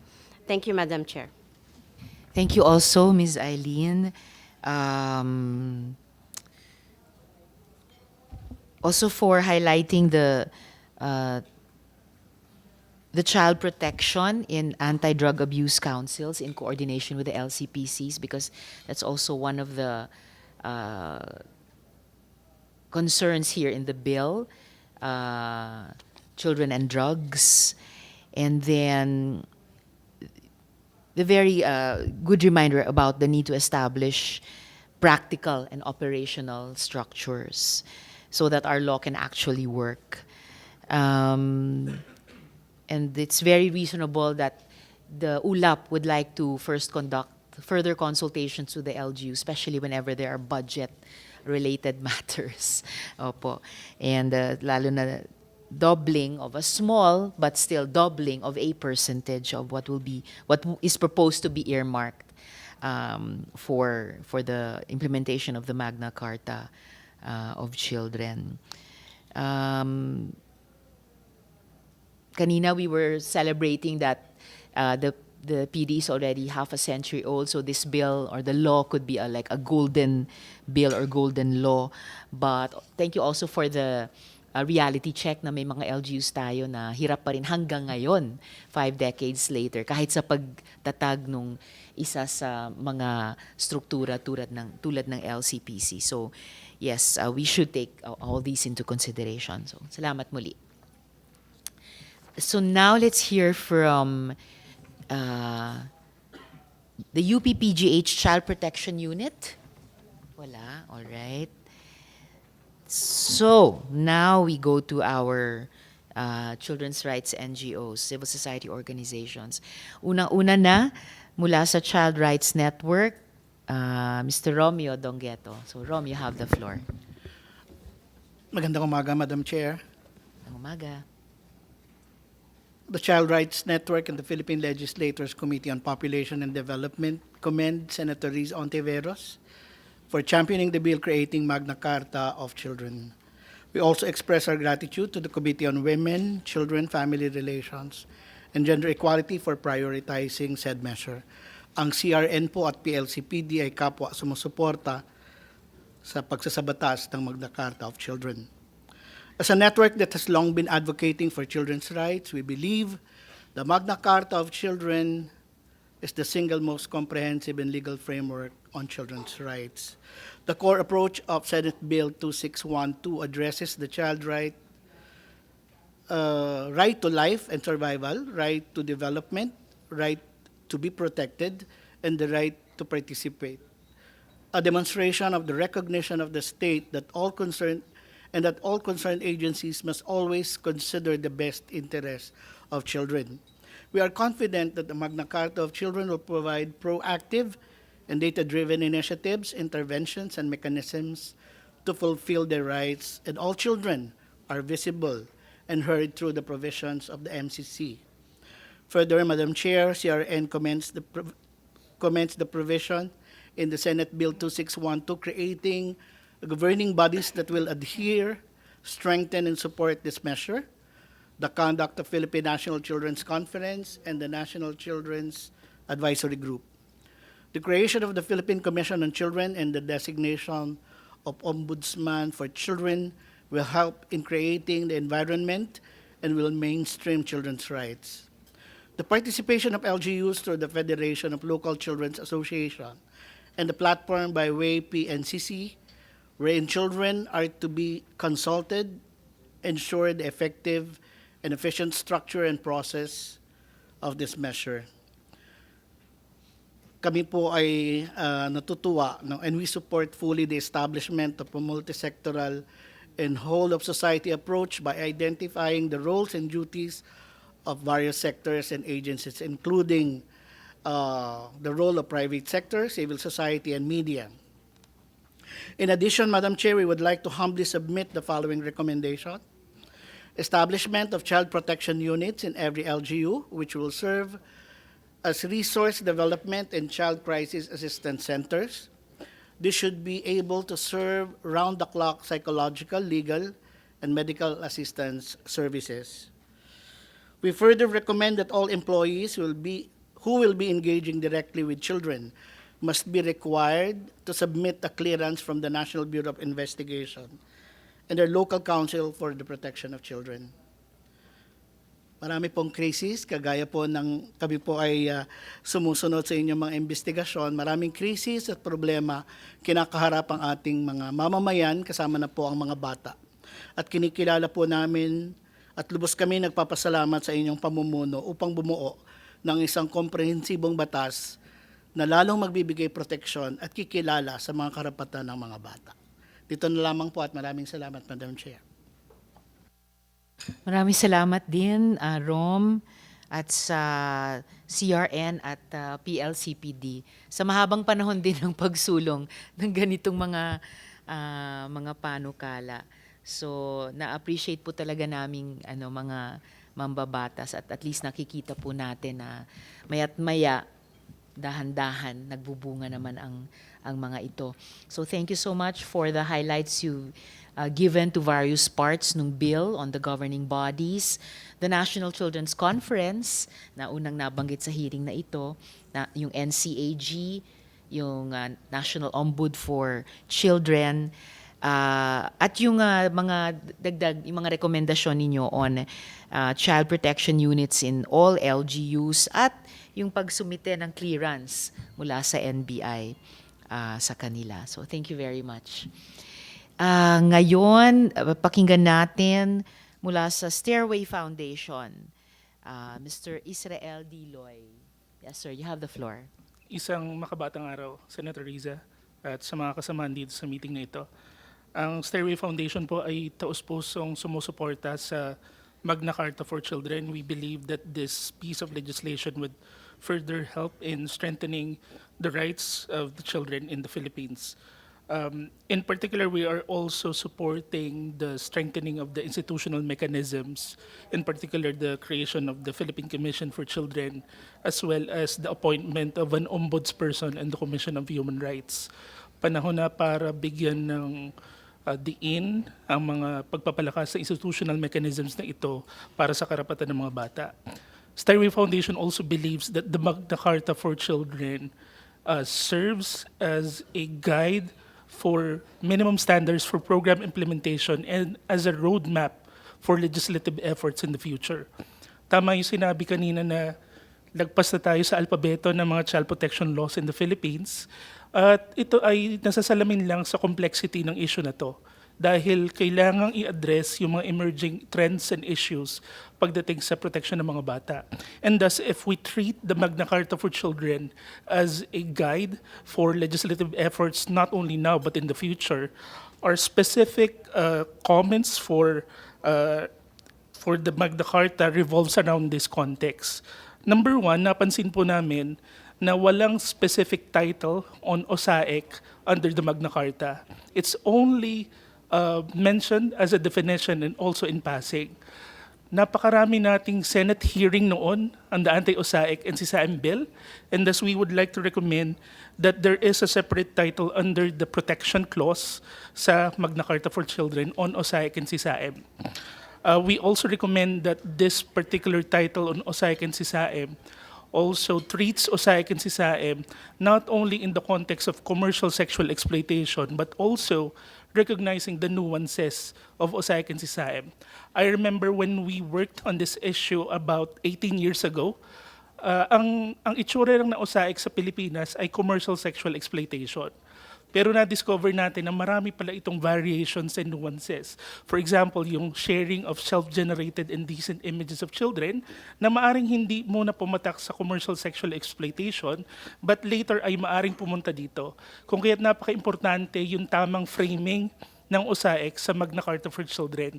Kasi we believe that even though there are many efforts already, both programmatic and legislative, to address this issue, hindi siya basta-bastang mawala, unfortunately.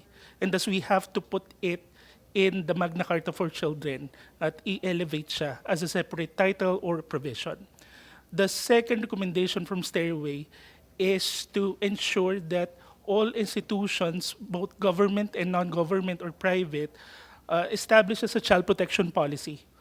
As of now, meron kaming working arrangement with the Council for the Welfare of Children to figure out how to set up the standards for the child protection policies of local government units.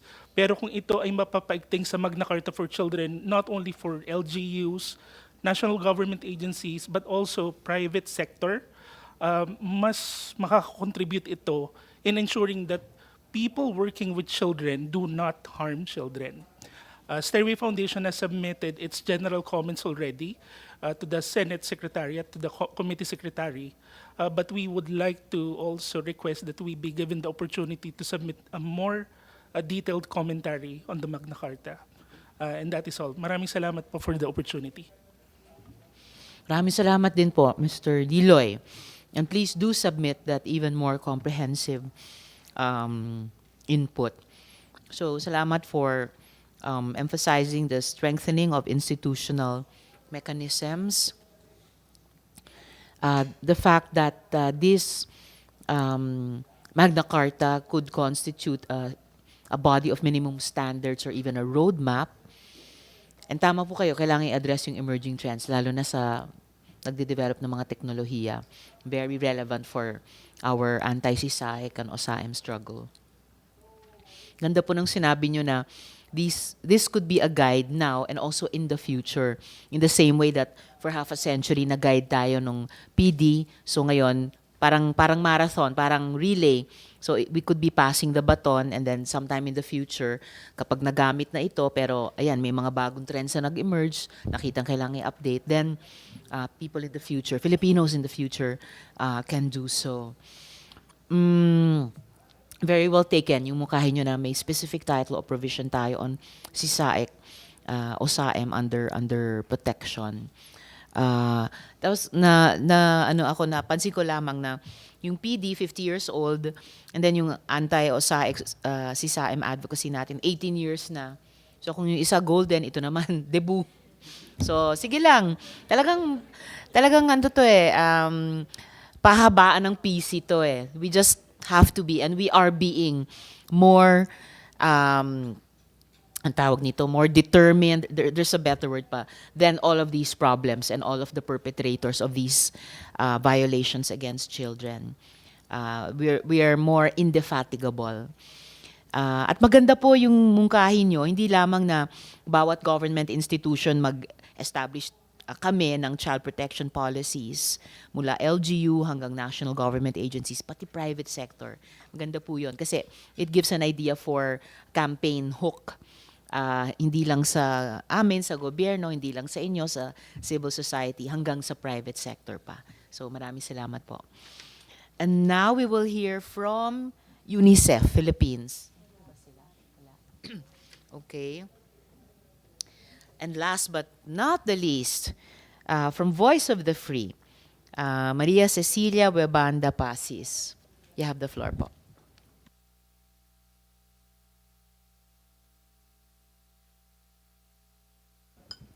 Thank you, Madam Chair. Voice of the Free, together our partners, humbly submit our position paper on the Senate Bill number 2612, an act providing for the Magna Carta of Children. Voice of the Free had been working on the issue for almost 30 years, and we would like to extend our congratulations to the Honorable Chair and the Committee of Women and Children, Family Relation and Gender Equality for sponsoring this bill. We commend you. We commend for your dedication on this issue, and we wholeheartedly support this bill that we believe really need for our future generation. We believe that this bill is a comprehensive document that aligns with the international standard, particularly the UN Declarations of the Right of the Child and the Sustainable Development Goal. It also very consistent. The provision of critical issues such as poverty, hunger, health, education, gender equality, and violence against children, demonstrating a holistic approach to child welfare and children's rights. The proposed bill also addressed many concerns and issues, but like Attorney Oko, we would like also to express our excitement how this Magna Carta can harmonize the existing law and the existing structure that we have already in place. So that one. In our review of the draft bill, we are initially identify some area where we wish to share our insight. This is drawn from our 3 decades of experience in fighting in the ground against, abuse of children, trafficking, and other forms of modern slavery. 1, Madam Chair, we propose that entirely a section of children's left behind. We recommend the inclusion of the provisions specifically addressing the needs of left behind children, particularly those with parents working overseas or contract workers, OFW. Study has highlighted the unique challenges faced by these children, emphasizing the importance of amplifying their voice and providing support for reconstitute family structure amidst the reality of OFW life. 2, add to Section 33E a new item on family alternative care. The reintegration phase is very critical to child survivors, especially child trafficking and child labor. A provision that empowers family, especially in the stage of reintegration or aftercare, because as of now, we think that it's not really highly articulated. This will ensure smooth reintegration and continue of this inclusion to their healing and recovery during this phase is really critical. Family preparation initiative is a very important in the reintegration. And in addition, family-based assistance program for the family should be established to support survivors throughout their journey to healing. Number 3, add Section 33, a new item on the protection of children vulnerable to the nexus of climate change and child exploitation. Madam Chair, in our experience before, we were able to intercept 30, 60 children during the Yolanda. They were actually trafficked from Yolanda, and we were able to intercept them in Matnog, Sorsogon. These children are orphans. Other are the alternative for their family to migrate to find work in other centers here in the country. So these areas sometimes are not really addressed, we feel. So acknowledging climate change-related hazard reveals a complex web of vulnerabilities. Children are particularly vulnerable, forced into disparate situations to quest for their survival and security, not only for themselves, but also for their family. Many falls into trap of exploiters, especially in the case of child trafficking and labor, and those who are orphaned. Often, these 2 issues are treated separately. Effective climate change mitigation strategy must systematically address their interconnectedness with child exploitation, particularly in relation to child labor and trafficking.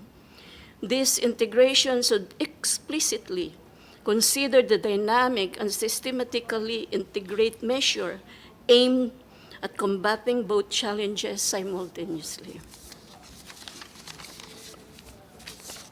I think this also mentioned by some of our colleagues here, that we need to revisit, the similarities, especially on the laws on child labor and child rights. We would like to call the attention of our friends also to consider children working as unpaid worker for their families, relatives, and informal guardians. The right to education, the freedom for any forms of abuse, the right for socialization, and the right for compensation, especially for our batang kasambahay, because sometimes they are always out of sight, out of mind.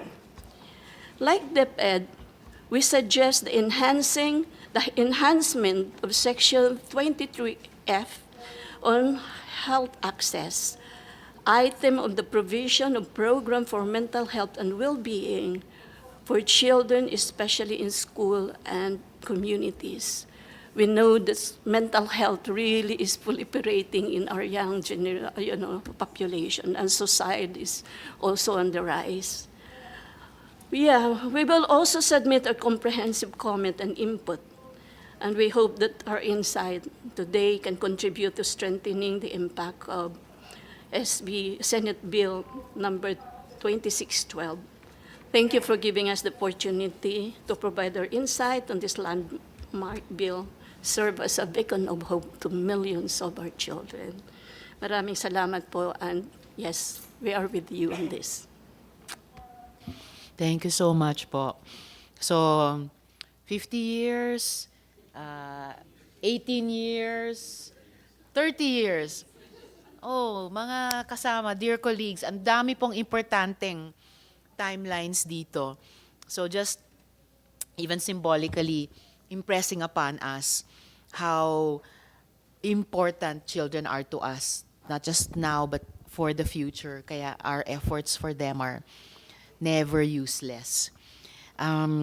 So thank you po, Ma'am Cecilia, for again reminding us about the UNCRC and also the SDGs. First time they've been mentioned in the hearing.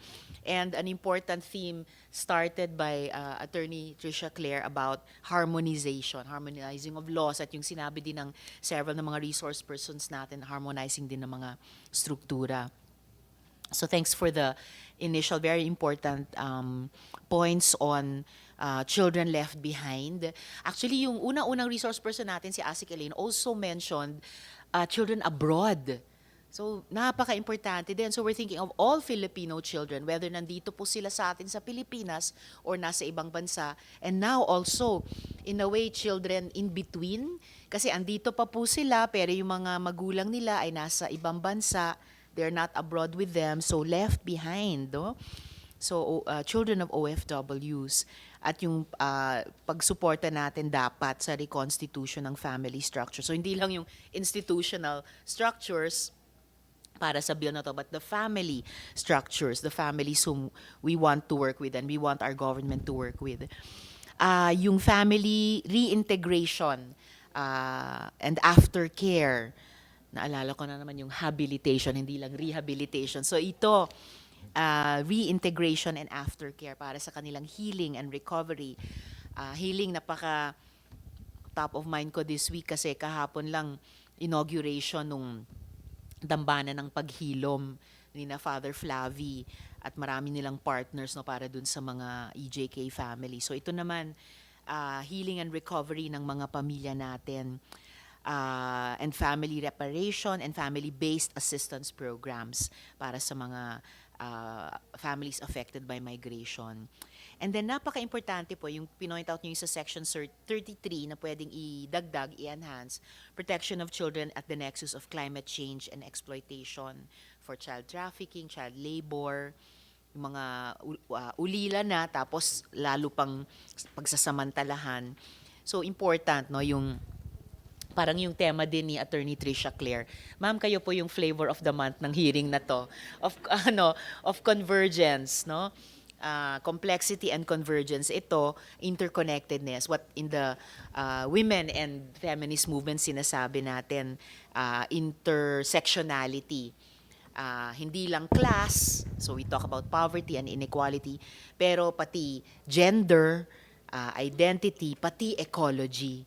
So as lenses para makita natin, maintindihan natin yung sitwasyon, and then makabuo tayo ng magaganda at kapaki-pakinabang na solusyon. And in this case, particularly for children. So, grabe nga eh. I mean, sa ganyan mga sitwasyon, like yung pambihirang Yolanda na yan, dun natin nakikita na, oh my God, itong mga batang na overlook natin previously.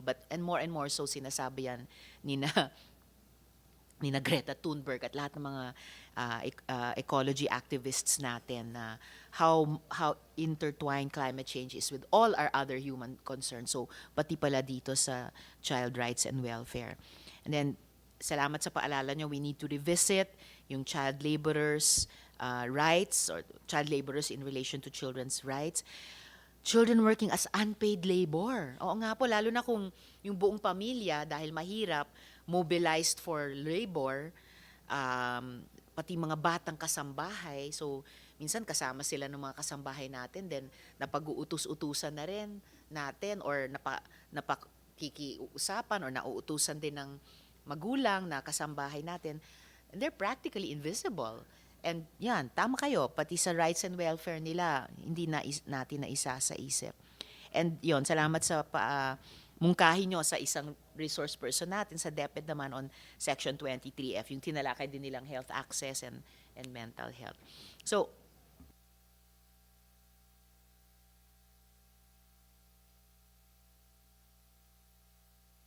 at this point, dear colleagues, nang may labis Recording na in pasasalamat. progress. Ang kulit, pang-apat na yan. Don't worry po, lahat po ng inputs nyo mula po kay Asek Elaine na record po. Nagbibiro lang ako, hindi naman yan yung ating mga tech, no? It's just our machine. So at this point, nang may ubo ng pasasalamat sa inyong lahat ng mga inputs na alam ko po hindi nyo lamang ngayon isinulat, bunga ng maraming taon at dekada nyong pagtatrabaho sa gobyerno at sa civil society, ay soonest magtatawag po ang komite ng Technical Working Group.